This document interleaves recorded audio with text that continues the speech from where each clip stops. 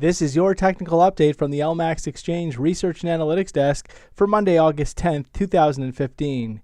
Euro dollar. So the euro has stalled out ahead of that critical low that we saw at 108.09 on July 20th, and there is risk for additional upside over the coming sessions. But we would ultimately need to see a break back above recent highs going back to the 27th of July at 111.30 to take the immediate pressure off the downside. Sterling dollar. So cable setbacks have been well supported thus far, and so long as the market holds above the 53.50 area, which is that low that we saw on the 8th of July, the market still retains a constructive outlook for potential upside towards that 2015 peak at 159.30 further up. Really, only back below 53.50 would compromise the immediate constructive outlook. Dollar yen. So dollar yen has stalled out after trading up just over 125, with the market also stalling on a close basis around the 78.6 Fib retracement off of the critical multi-year high from June and the low move down to the 21.30 area in July. At this point, a bearish outside day formation in Friday trade does set the stage for a more significant resumption of declines. Initially, support comes in at 123, which is that low that we saw on the 27th of July, below which exposes 121.30 further down. Really only back above 125 would compromise this current renewed bearish outlook.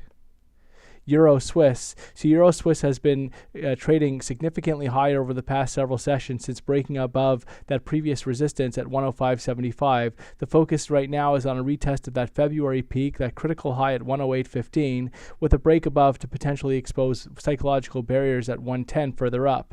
But daily studies are now looking very stretched, as well as hourly studies into the Monday open, and there is risk for a bit of a corrective pullback before we see a resumption of gains. Aussie dollar. So Aussie looks like it could be poised for additional upside after triggering a double bottom formation off fresh multi-year lows several days back, and this could open the door for a measured move objective over the coming sessions towards 75. However, any additional gains beyond 75 should be viewed as corrective in favor of a lower top, somewhere ideally ahead of the 78 area, and a resumption of declines back down towards and below that recent multi-year low that we saw.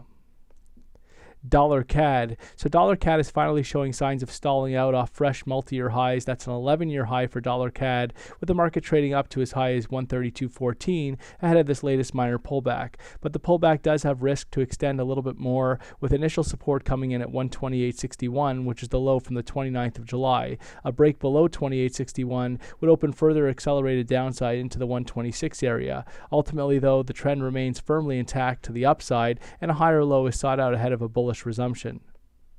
Kiwi dollar. So Kiwi looks like it could be putting in a short-term base around the 65 area, with the market last week putting in a fresh multi-year low just under 65 in the 64.90 level. At this point, look for additional corrective upside up towards the 67 to 68 area, though any upside is again classified as corrective, with the market seen locked within this downtrend and putting in a lower top ahead of a bearish resumption. Really only a close back above 70 would compromise the bearish outlook.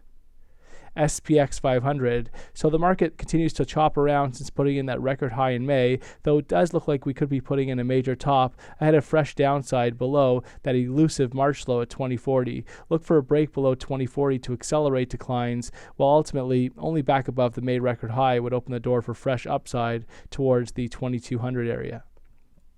Gold. So gold has mostly been locked in a consolidation since bottoming out after breaking down to fresh multi-year lows below 1100 several days back. At this point, we would need to see a break back above previous support at 1142 to take the immediate pressure off the downside, while until then, there's risk for additional drops down towards next key psychological barriers at 1000 further down.